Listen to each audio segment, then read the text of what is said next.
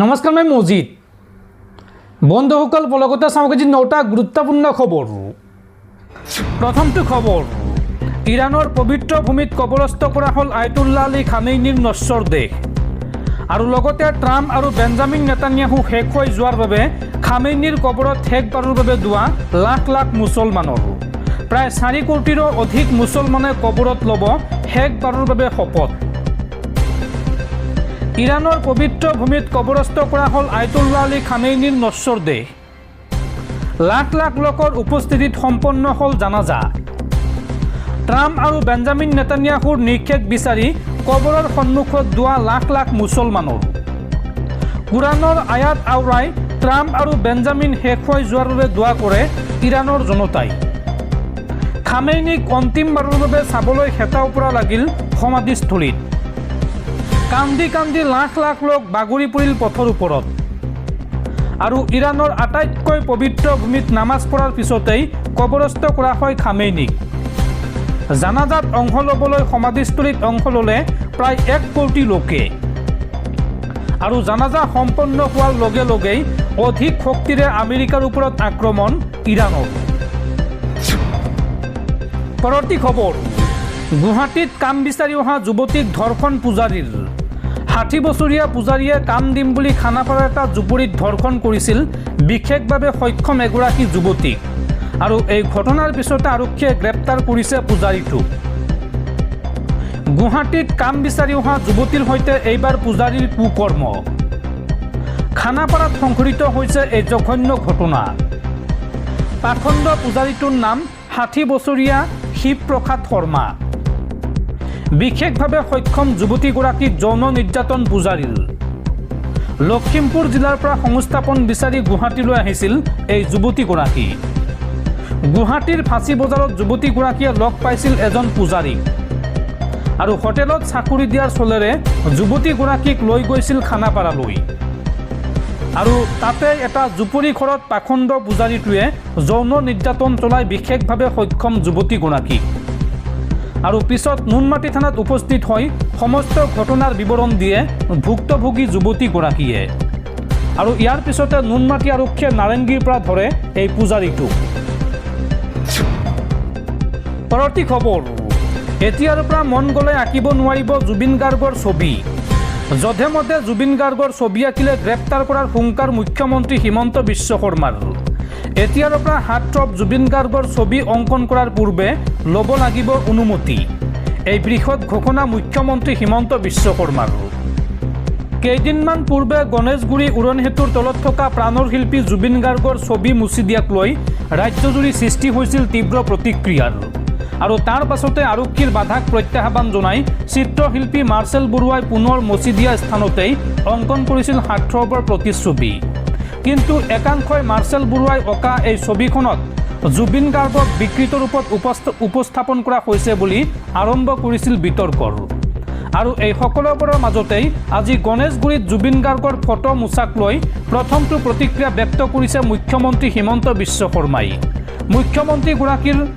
মুখ্যমন্ত্ৰীগৰাকীয়ে আজি সংবাদমেলৰ মাজতে ক'লে যে গণেশগুৰি উৰণ সেতুৰ তলত থকা জুবিন গাৰ্গৰ ফটোখন কোনো বাংলাদেশী মিয়াই মোচা নাছিল। সেই ফটোখন মুচিছিল দুজন খাঁটি অসমীয়া ৰং মিস্ত্ৰীয়ে। সেই ৰং মিস্ত্ৰী দুজন হৈছে জুবিন গাৰ্গৰ অনুৰাগী। আনহাতে ঠিকাদাৰজন হৈছে ডেকা উপাধিৰ অসমীয়া। আৰু ফটোখন মচি দিয়াক লৈ যেতিয়া ৰং মিস্ত্ৰী দুজনক মাতি আনি ফটোখন কিয় মুচলি বুলি আমি প্ৰশ্ন কৰিছিলোঁ, তেতিয়া তেওঁলোকে আমাক কৈছিল তাত থকা ফটোখন জুবিন গাৰ্গ যেন লগা একেবাৰেই নাছিল। আৰু জুবিন গাৰ্গৰ ফটো বিকৃত ৰূপত অঁকা গ্ৰুপটো হৈছে SFI। এই দলটোৱে প্ৰথমে ফ্লাইঅভাৰ হ'ব নিদিয়ে। আৰু ফ্লাইঅভাৰ হ'লে য'তে ত'তে ছবি আঁকি নিজৰ নাম লয়। এতিয়াৰ পৰা এই পাৰ্টিটোৱে ফ্লাইঅভাৰত ফটো আঁকিব নোৱাৰিব। মই ফটো আঁকিব নিদিওঁ SFI এই গ্ৰুপটোক। এই সন্দৰ্ভত মই সকলো DC আৰু SPক অৰ্ডাৰ দি দিছোঁ। এই SFI গ্ৰুপটোৱে ফটো আঁকিলে গ্ৰেপ্তাৰ হ'ব। এইসকলক কোনদিনা NSAত ভৰাই দিম গমেই নাপাব। সংবাদমেলত এই মন্তব্য মুখ্যমন্ত্ৰী হিমন্ত বিশ্ব শৰ্মাৰ। শেষত মুখ্যমন্ত্ৰীয়ে ক'লে যে অসমত যদি বিপ্লৱীৰ ফটো আঁকিব লাগে তেন্তে পৰেশ বৰুৱাৰ ফটো আঁকক। অন্ততঃ পৰেশ বৰুৱাই 30 বছৰ ধৰি সংগ্ৰাম কৰি আছে। ফটো আঁকিব লাগিলে ডিচিয়ে অঁকাব, কিন্তু এছএফআই পাৰ্টিটোৱে নোৱাৰিব। জুবিন গাৰ্গৰ ফটো কোনখন আঁকিব সেয়া গৰিমা শইকীয়া গাৰ্গে নিৰ্ধাৰণ কৰিব। গৰিমা শইকীয়া গাৰ্গে চহী কৰি দিব কোনখন ফটো আঁকিব লাগে, আৰু দৰকাৰ হ'লে জুবিন গাৰ্গৰ ফটো আঁকিলে ময়ো অলপ ৰং সানি আহিম।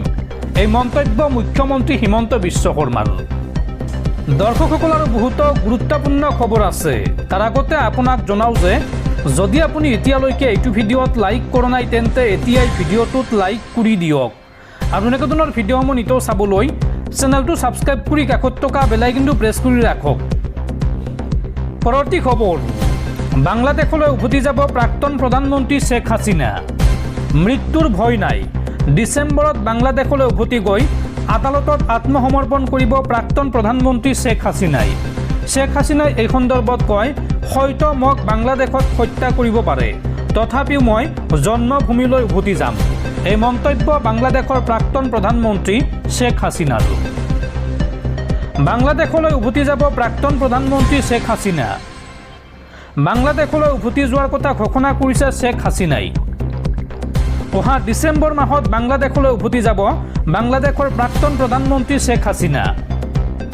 বাংলাদেশ পোৱাৰ লগে লগে গ্ৰেপ্তাৰৰ সন্মুখীন হ'ব পাৰে বুলি শংকা প্ৰকাশ কৰিছে শ্বেখ হাছিনাই, আৰু বাংলাদেশত হত্যাৰ বলি হ'ব পাৰে বুলি মন্তব্য কৰিছে শ্বেখ হাছিনাই।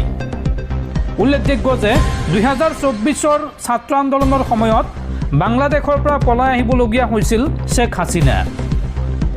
হাছিনা চৰকাৰৰ বিৰুদ্ধে লাখ লাখ শিক্ষাৰ্থী ৰাজপথত নামি পৰিছিল প্ৰতিবাদত, আৰু বিদ্ৰোহৰ পৰা ৰক্ষা পাবলৈ ভাৰতলৈ পলাই আহিছিল শ্বেখ হাছিনা। আৰু তাৰ পিছতে বাংলাদেশত গঠন হ'ল অন্তৱৰ্তীকালীন চৰকাৰ, আৰু পৰৱৰ্তী পৰ্যায়ত নিৰ্বাচনৰ জৰিয়তে বাংলাদেশত নতুন চৰকাৰ গঠন হৈছে। বৰ্তমান বাংলাদেশৰ পৰিস্থিতি কিছু শান্ত হৈছে বা পৰিস্থিতি পূৰ্বৰ অৱস্থালৈ ঘূৰি আহিছে, আৰু অহা ডিচেম্বৰ মাহত এতিয়া পুনৰ বাংলাদেশলৈ উভতি যোৱাৰ যো-জা চলাইছে বাংলাদেশৰ প্ৰাক্তন প্ৰধানমন্ত্ৰী শ্বেখ হাছিনাই। আৰু ডিচেম্বৰ মাহত বাংলাদেশলৈ গৈ আদালতত আত্মসমৰ্পণ কৰিব শ্বেখ হাছিনাই। পৰৱৰ্তী খবৰ, গুৱাহাটীত চলিব মেট্ৰ' ৰেল। গুৱাহাটীবাসীলৈ সুখবৰ। গুৱাহাটীত মেট্ৰ' ৰেল সংযোগৰ সম্ভাৱনা। গুৱাহাটী ৰিং ৰোডৰ সৈতে মেট্ৰ' ৰেল সংযোগৰ সম্ভাৱনাক বাস্তৱ ৰূপ দিয়াৰ লক্ষ্যৰে সমীক্ষা আৰম্ভ। সামাজিক মাধ্যমত এই কথা সদৰি কৰিলে মুখ্যমন্ত্ৰী হিমন্ত বিশ্ব শৰ্মাই। পৰৱৰ্তী খবৰ, ৰাজ্যত পুনৰ সভ্য সমাজক লজ্জানত কৰা ঘটনা। এইবাৰ শিৱসাগৰত ফুচকাৱালাই নাবালিকাক কৰিলে ধৰ্ষণ। শিৱসাগৰ চহৰৰ তেলিপট্টিত সংঘটিত হৈছে এই জঘন্য ঘটনা। ঘটনা সন্দৰ্ভত বিহাৰৰ সমষ্টিপুৰৰ হৰিৰাম ৰায়ক গ্ৰেপ্তাৰ শিমলুগুৰি আৰক্ষীৰ। এইবাৰ শিৱসাগৰত ফুচকাৱালাই নাবালিকাৰ সৈতে কৰিলে জঘন্য কাণ্ড।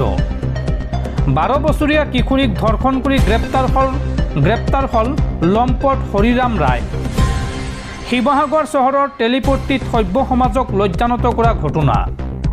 বিহাৰৰ সমষ্টিপুৰৰ হৰিৰাম ৰায়ক গ্ৰেপ্তাৰ শিমলুগুৰি আৰক্ষীৰ। 48 বছৰীয়া লম্পট হৰিৰামে 3 দিন পূৰ্বে কৰে এই কুকাণ্ড, আৰু ঘটনা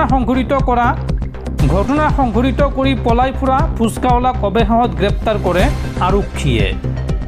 আৰু ফুচকাৱালাৰ এই জঘন্য কাণ্ডক লৈ সমগ্ৰ শিৱসাগৰতে তীব্ৰ প্ৰতিক্ৰিয়া। পৰৱৰ্তী খবৰ, বহু বিবাহক লৈ একশ্যন মোডত অসম চৰকাৰ। বহু বিবাহত অভিযুক্ত কোনো অভিযুক্তই এতিয়াৰ পৰা নাপাব চৰকাৰী সুবিধা। লগতে চৰকাৰী কৰ্মচাৰীয়ে হেৰুৱাব চাকৰি। এই কঠোৰ সিদ্ধান্ত অসম চৰকাৰৰ। বহু বিবাহক লৈ এইবাৰ একশ্যন মোডত অসম চৰকাৰ। বহু বিবাহত অভিযুক্ত কোনো লোকে নাপাব চৰকাৰী সুবিধা। প্ৰথমবাৰলৈ অসম চৰকাৰে গ্ৰহণ কৰিছে এই ঐতিহাসিক সিদ্ধান্ত। যি ব্যক্তিয়ে বহু বিবাহ কৰিব তেওঁ কোনো চৰকাৰী সুবিধা নাপাব। চৰকাৰী কোনো আঁচনি নাপাব বহু বিবাহ কৰা ব্যক্তিয়ে। যদি কোনো লোকে এনে সুবিধা পাই আছে তেন্তে সেয়া তাৎক্ষণিকভাৱে বাতিল হ'ব। আৰু যদি কোনো চৰকাৰী কৰ্মচাৰীৰ ক্ষেত্ৰত এনে হয় তেন্তে শীঘ্ৰেই চাকৰিৰ পৰা বৰখাস্ত কৰা হ'ব। সংবাদমেল পাতি এই কথা জনাই ৰাজ্যৰ মুখ্যমন্ত্ৰী হিমন্ত বিশ্ব শৰ্মাই।